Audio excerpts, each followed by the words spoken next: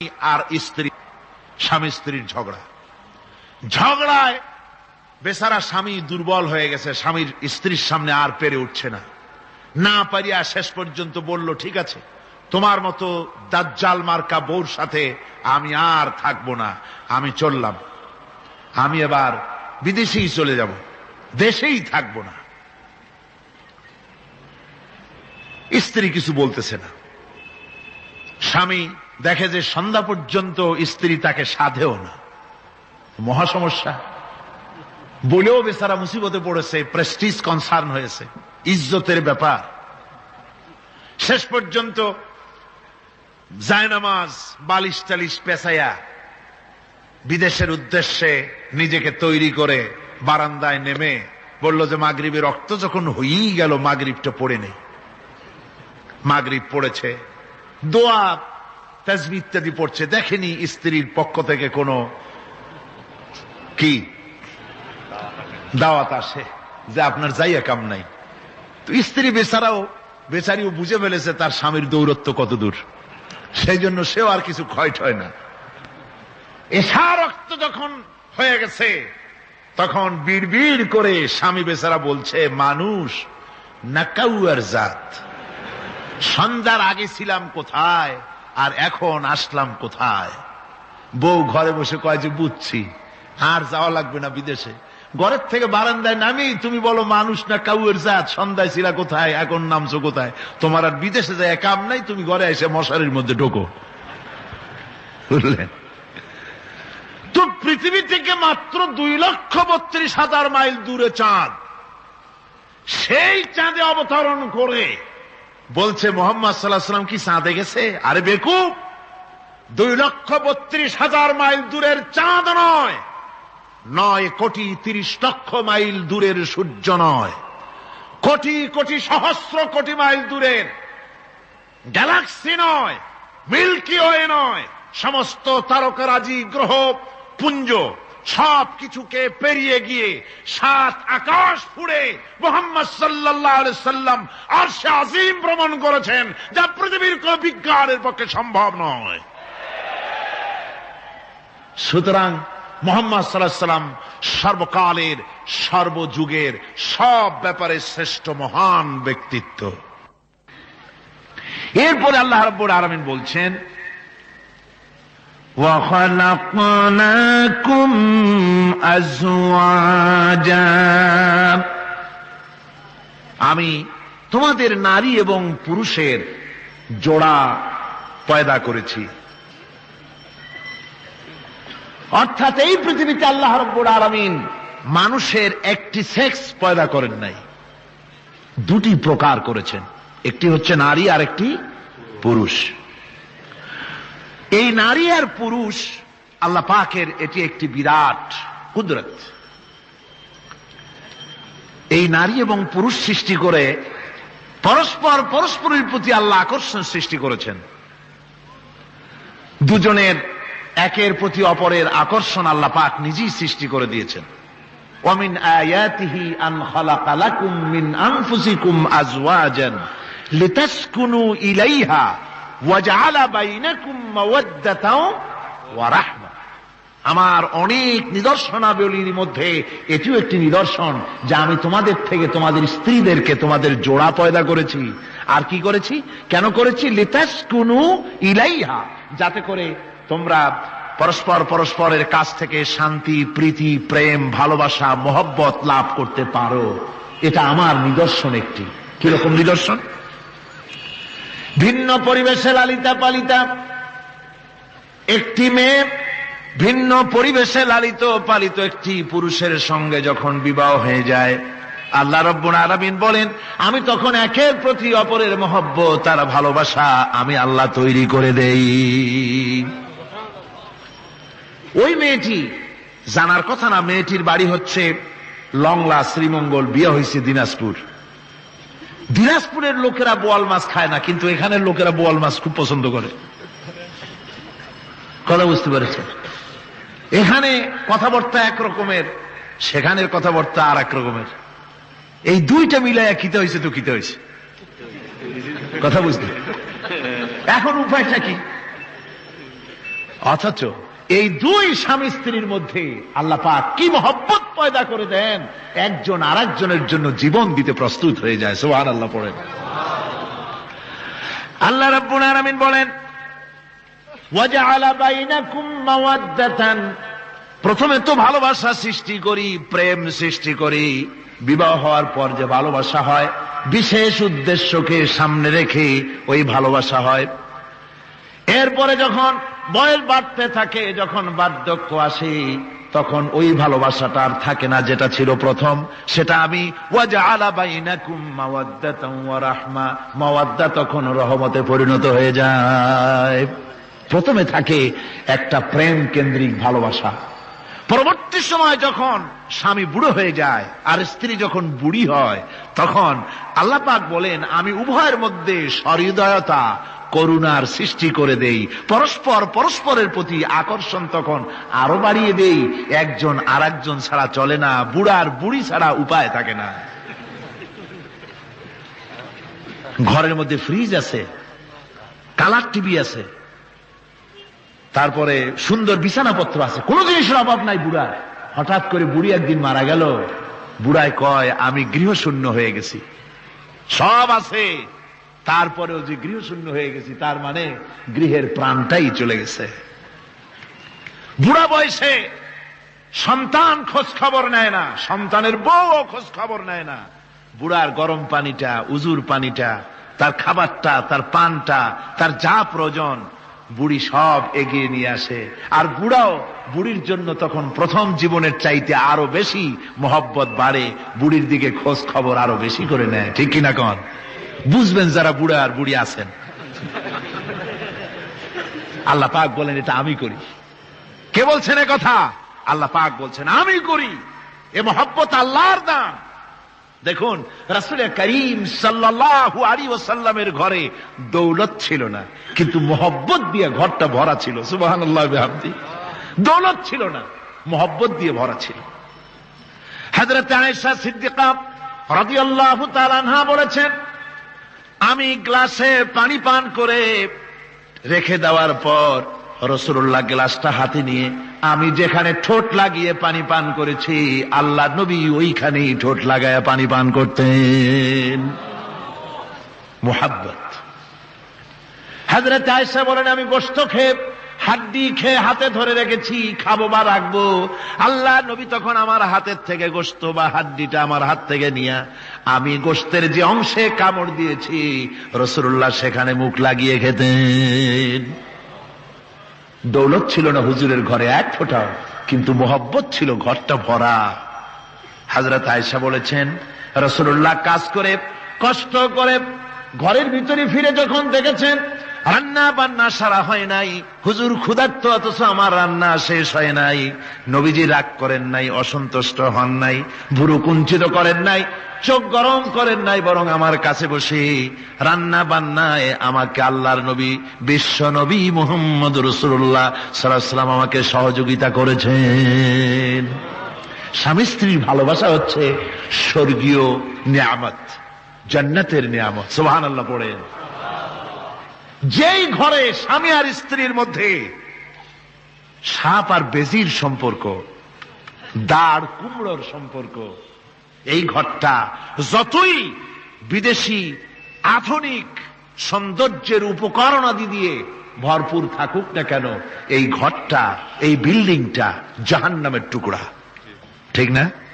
আর স্বামী স্ত্রীর যদি ভালোবাসা থাকে, তাহলে ঘরটা যদি কুড়ে ঘর হয়, তারপরেও সে ঘরটা হচ্ছে একটা জান্নাতের টুকরা। অনেক স্ত্রী আছে স্বামীর সাথে মহব্বত নাই, উল্টোপাল্টা কারবার। ওই রকম এক স্বামীর কাছে খবর আসছে যে আপনি তো এই গ্রামের মাতবাড়ি করেন, বিচার আচার করতেছেন, আপনার বউ তো গোসল করতে গিয়ে পড়ে গেছে নদীর মধ্যে। তো লোকটা দৌড় দিয়েছে, দৌড়ে গেছে, যায় কয় যে কোন জায়গায় পড়ছে, কয় যে এইখানে পড়ছে। লোকটা তখন জোয়ারের পানি যাচ্ছিল এইদিকে, লোকটা দৌড় দিছে উল্টা দিকে। লোকেরা কয় যে মিয়া, তোমার বউ পড়েছে এইখান থেকে, জোয়ারের পানি এদিকে যায়, তুমি উল্টা দৌড়াও কেন? মাতবার বলছে যে দেখো, এটা হচ্ছে আমাদের ইন্টারনাল অ্যাফেয়ার্স, এটা বুঝবা না। এই স্ত্রী সারাটি জীবন আমার উল্টা চলেছে, আমি যদি বলেছি 100, সে বলেছে 335। আমি যদি বলেছি এখন দিনের 12টা, সে বলেছে এখন রাত 3:35। সম্পূর্ণ উল্টা সারা জীবন যে চলেছে। সে যে নদীতে পড়ে জোয়ারে গেছে, আমি তা বিশ্বাস করি না, উল্টাই গেছে। এই রকমের এক শ্রেণী আছে, স্বামী উল্টা থাকে, স্ত্রী উল্টা থাকে, এরকমও হয়। সুতরাং স্বামী এবং স্ত্রীর মধ্যে মোহব্বত আর ভালোবাসা, এটি মাবুদের একটি বিরাট নেয়ামত। অন্যের স্ত্রীর দিকে তাকালে কাম ভরে, খারাপ নজরে তাকালে জেনার গুনাহ হবে। হাত দিয়া ধরলে কাম ভাবে জেনার গুনাহ হবে। কিন্তু কোন স্বামী যদি তার স্ত্রীর দিকে প্রেম ভরে ভালোবাসা ভরে তাকায়, আর স্ত্রীর হাতকে প্রেম আর ভালোবাসার সাথে যদি স্ত্রীর হস্ত ধারণ করে, কিতাবে এসেছে স্বামী এবং স্ত্রীর উভয়ের সগীরা গুনাহ আল্লাহ রাব্বুল আলামিন মাফ করে দেন। আল্লাহ পাক বলছেন, আমি তোমাদের থেকে তোমাদের জোড়া, তোমাদের স্ত্রীদেরকে পয়দা করেছি এবং পরস্পর পরস্পরের প্রতি ভালোবাসা এবং মহব্বত সৃষ্টি করে দিয়েছি। আজকে কথা উঠেছে সমাজে, আজকে কথা উঠেছে নারীর অধিকার নিয়ে। বলা হচ্ছে ইসলাম নারীকে, নারীর অধিকার ক্ষুণ্ণ করেছে। বলে না? বলে কিনা বলেন? আমাদের দেশে এই জন্য নারী পক্ষ, নারী সমাজ, নারী আন্দোলন পরিষদ, তারপরে এরকম অনেক আন্দোলন তারা বানিয়েছে। আর পত্র পত্রিকায় নানান রকমের ইসলাম সম্পর্কে তারা লিখছে। একটা পত্রিকা আজকে সকালে আমাকে একজন দিল, তার মধ্যে লিখেছে, হাদিসের বরাত দিয়েছে, তার মধ্যে লিখছে যে রাসূলুল্লাহ বলেছেন পৃথিবীর সব কিছু হচ্ছে ভোগের সামগ্রী, সেই ভোগের মধ্যে উত্তম ভোগের সামগ্রী হচ্ছে নারী। নাউযুবিল্লাহি মিন যালিক। এমন কথা রাসূলুল্লাহ বলেন নাই। হাদিসের নাম দিয়া তারপরে হুজুর যা বলেন নাই সেই সব কথা বলে বলে নারীদেরকে ইসলামের প্রতি বীতশ্রদ্ধ করাবার জন্য চেষ্টা চালানো হচ্ছে। অথচ নারীদের ব্যাপারে মুহাম্মদ সাল্লাল্লাহু আলাইহি ওয়াসাল্লাম সবচাইতে উত্তম কথা বলেছেন। এত সুন্দর কথা পৃথিবীতে আর কেউ বলে নাই, আর কেউ বলে নাই। নারী আজ অধঃপাতিতা, নির্যাতিতা। এই নির্যাতন থেকে, অধঃপতন থেকে নারীকে কে রক্ষা করতে পারে? ইসলাম। জোরে বলেন, কে পারে? কেবলমাত্র ইসলাম পারে, আর কেউ পারে না। নারী যখন তাদেরকে মেয়ে হয়েছে শোনা মাত্র তার বাপ তাকে মাটির নিচে পুঁতে রাখত, আছাড় মেরে মেরে ফেলে দিত, যখন তাদেরকে কবর দিয়ে দিত জীবিত অবস্থায়, সেই সময় রাসূলুল্লাহ এসে নারীদের সম্মান দিলেন, মর্যাদা দিলেন। রাসূলুল্লাহ বললেন, আমার কাছে 3টা জিনিস প্রিয়, একটি হচ্ছে নামাজ, একটি হচ্ছে সুগন্ধি, আর একটা হচ্ছে স্ত্রী। নারীর যখন কোনো মর্যাদা নাই, তখন নারীর মর্যাদা হুজুর দিলেন। যখন কন্যা সন্তান হওয়া আভিজাত্যের বিপরীত, কন্যা সন্তান হওয়া পুরুষের জন্য একটা অপমানকর। এখন আমাদের সমাজেও আছে, স্ত্রী গর্ভবতী হয়েছে, বন্ধুদের কাছে বলে ফেলেছে আগেই, সন্তান হয়ে গেছে, কিন্তু কোনো খোঁজ খবর নাই। বন্ধুরা একদিন হঠাৎ জিজ্ঞেস করে, তোমার স্ত্রী গর্ভবতী হয়েছে? তারপরে তা তো অনেক দিনের কথা, কি হইল তা তো বললা না। কয় যে আশা তো করছিলাম হবে ছেলে, কিন্তু হয়েছে মেয়ে, সেই জন্য আর টেলিফোন করা, খবর দেওয়া জরুরত বোধ করিনি। আছে না এমন? আছে। আবার বারবার মেয়ে হয় বলে আমাদের দেশে তালাকের ঘটনা পর্যন্ত আছে। বারবার মেয়ে হয়, ছেলে হয় না মোটেও, তালাক দিয়ে দেয়। আচ্ছা, ওই মেয়েটারই, ওই স্ত্রীরই যদি এখানে হাত থাকে ছেলে বা মেয়ে হওয়ার ব্যাপারে, মানুষের যদি হাত থাকে, তাহলে দায়ী শুধু স্ত্রী হতে যাবে কেন? পুরুষ তুমিও তো দায়ী তাহলে। আসলে ছেলে এবং মেয়ে হওয়ার জন্য স্বামী এবং স্ত্রী কেউ দায়ী নয়। ব্যাপারটি আল্লাহ। ব্যাপারটি কার? আল্লাহ রাব্বুল আলামিন বলেছেন, আমি যাকে খুশি কন্যা দান করি, যাকে খুশি শুধু ছেলে দান করে, যাকে খুশি তারে ছেলেও দেই, মেয়েও দেই, আর যাকে খুশি আমি কিছুই দেই না। এ সবটাই আমার হাত। সুতরাং রাসূল পাক সাল্লাল্লাহু আলাইহি ওয়াসাল্লাম বলেছেন, খবরদার মেয়েদের বাপকে, মেয়ের বাপকে গালি দিও না। বারবার মেয়ে হয় বলে অনেকে মেয়ের বাপকে গালি দেয়, তাচ্ছিল্য করে, টিটকারি করে। হুজুর বলেছেন, মেয়ের বাপকে বিদ্রুপ করো না, গালি দিও না, যেহেতু আমি মুহাম্মদ সাল্লাল্লাহু আলাইহি ওয়াসাল্লাম মেয়েদের বাপ। রাসূল পাক সাল্লাল্লাহু আলাইহি ওয়াসাল্লাম বলেছেন, যে ঘরে একটা কন্যা সন্তান জন্মগ্রহণ করে, যে ঘরের ভিতরে একটি কন্যা সন্তান জন্মগ্রহণ করে, ওই ঘরের ভিতরে আল্লাহ রাব্বুল আলামিনের রহমতের ফেরেশতা ঢুকে সালাম দেয় আর বলে, আসসালামু আলাইকুম ইয়া আহলাল বাইত, হে ঘরের মালিকেরা, তোমাদের উপরে আল্লাহর রহমত বর্ষিত হোক। রহমতের ফেরেশতারা ঘরের ভিতরে প্রবেশ করে কন্যা সন্তানটির মাথার উপরে হাত বুলায় আর বলতে থাকে, এই দুর্বল দেহ একটি দুর্বল দেহের ভেতর থেকে বেরিয়ে এসেছে, এই কন্যা সন্তানটিকে যে লালন পালন করবে আল্লাহ রাব্বুল আলামিন তাকে শান্তিতে রাখবেন। রাসূল পাক সাল্লাল্লাহু আলাইহি ওয়াসাল্লামের কাছে একজন এসে বলছে, ইয়া রাসূলুল্লাহ, আমার এক মেয়ে। হুজুর কয়, তোমার এক বেহেশত। আর একজন কয়, হুজুর আমার দুই মেয়ে। কয়, তোমার দুই বেহেশত। এরকম হাদিস আছে নাকি যে একজনে বললো আমার এক ছেলে আর হুজুর বলছেন তোমার এক বেহেশত? আছে এমন? সুতরাং মেয়েকে কি মর্যাদা দিয়েছে ইসলাম। রাসূলুল্লাহ বললেন, যার তিনটি মেয়ে আছে আর ওই তিনটি মেয়েকে আদব শিক্ষা দিয়েছে, তারবিয়াত শিক্ষা দিয়েছে, দ্বীন শিক্ষা দিয়েছে, স্নেহ করে স্নেহ দিয়ে লালন পালন করেছে, তারপরে সৎ পাত্রস্থ করেছে, ওই মেয়ের লালন পালনকারী মাতা পিতা আর আমি মুহাম্মদ সাল্লাল্লাহু আলাইহি ওয়াসাল্লাম কিয়ামতের দিন একই জান্নাতে পাশাপাশি অবস্থান করব। সুবহানাল্লাহ ওয়া বিহামদিহি। মেয়ের ব্যাপারে রাসূলুল্লাহ এত কথা বলেছেন, নারীদের ব্যাপারে এত কথা বলেছেন। হুজুর বলেছেন, তোমরা যখন সফরে যাবে, সফর থেকে আসার সময় আমরা অনেকে হাদিয়া তোহফা নিয়ে আসি, জামা কাপড় মিষ্টি চকলেট ইত্যাদি আমরা নিয়ে আসি, আনি না? কি বলেন, আনি না? আল্লাহর নবী বলেছেন, বাইরের থেকে সফর থেকে বাজার থেকে হাদিয়া তোহফা ঘরের জন্য জানবে, এনে যখন তোমরা তা দেওয়া শুরু করবে, সর্বপ্রথম মেয়ে থেকে দেওয়া শুরু করবে, মেয়েকে আগে দাও। হুজুর সাল্লাল্লাহু আলাইহি ওয়াসাল্লাম তার কলিজার টুকরা মেয়ে ফাতেমাকে মহব্বত করতেন, এত মহব্বত করতেন, কোন দিকে যাওয়ার আগে সকলের সঙ্গে দেখা করে শেষে দেখা করতেন হযরত ফাতেমার সঙ্গে। আবার সফর থেকে ফিরে এসে সর্বপ্রথম তিনি দেখা করতেন হযরত ফাতেমা রাদিয়াল্লাহু তাআলা আনহার সঙ্গে। একবার হযরত আলী এবং হযরত ফাতেমার মধ্যে মনোমালিন্য হলো, হুজুরের মুখটা মলিন হয়ে গেল, রাসূল পাকের মুখ মলিন হয়ে গেল। হুজুর সাল্লাল্লাহু আলাইহি ওয়াসাল্লাম ঘরের মধ্যে প্রবেশ করলেন, হযরত আলীর ঘরে হযরত ফাতেমা এবং আলীকে এক জায়গায় বসালেন। কিছুক্ষণ পর হুজুর বেরিয়ে এলেন, হুজুরের মুখে হাসি। সাহাবায়ে কেরাম বললেন, হুজুর একটু আগে আপনার মুখ মলিন দেখেছি, এখন খুব উৎফুল্ল মনে হচ্ছে। হুজুর বলছেন, আমি তাদের মধ্যে মনোমালিন্যটা দূর করে দিয়ে এসেছি। ফাতেমা আমার কলিজার টুকরা, যে ফাতেমাকে ব্যথা দেয় সে আমি মুহাম্মদ সাল্লাল্লাহু আলাইহি ওয়াসাল্লামকে ব্যথা দেয়। রাসূল পাক সাল্লাল্লাহু আলাইহি ওয়াসাল্লাম কন্যাদেরকে এভাবে মর্যাদার কথা বলেছেন। এই কন্যা আস্তে আস্তে যখন বড় হয়ে যায়, যখন বধূ হয়, বধূ হিসেবে তার মর্যাদা ইসলাম কতখানি দিয়েছে, রাসূল পাক সাল্লাল্লাহু আলাইহি ওয়াসাল্লাম কতখানি দিয়েছেন আপনারা লক্ষ্য করেন। হাদিস শরীফ পড়া নাই, জানা নাই বলে আজকে এক শ্রেণীর নারীরা তারা কমিউনিস্টদের খপ্পরে পড়ে, সমাজতন্ত্রের খপ্পরে পড়ে, নাস্তিকদের খপ্পরে পড়ে গোটা মহিলা সমাজকে চেষ্টা করতেছে ইসলাম থেকে দূরে সরাবার জন্য। ঠিক কিনা কও?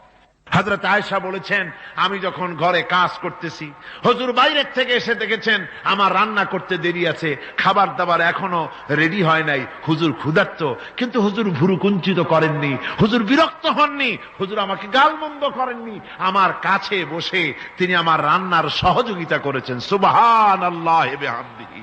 জোরে বলেন সুবহানাল্লাহি ওয়া বিহামদিহি। ভাইরা আমার, হযরতে আয়েশা সিদ্দিকা রাদিয়াল্লাহু তাআলা আনহা বয়সে কম ছিলেন অন্যদের চাইতে। বিশ্বনবী সমস্ত রাজকার্য, রাষ্ট্রীয় কার্য, নবুয়তের দায়িত্ব পালন করে স্ত্রীর হক আদায় করতে ভুলে যাননি। আধো আধো জ্যোৎস্না প্লাবিত রাত রাসূলুল্লাহ হযরত আয়েশাকে বলছেন, চলো আমরা একটু পায়চারি করে আসি বাইরের থেকে।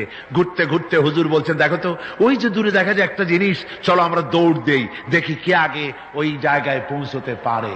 দুজনে মিলে দৌড় দিলেন। হযরত আয়েশা বললেন, আমি হুজুরকে পেছনে ফেলে দ্রুত গতিতে আমি দৌড়ে লক্ষ্যবস্তুর কাছে চলে গেলাম। হুজুর সাল্লাল্লাহু আলাইহি ওয়াসাল্লাম যখন ধীরে সুস্থে আমার কাছে এলেন, আমি বললাম, দেখছেন আপনি কিন্তু আমার সাথে দৌড়ে পারেন নাই।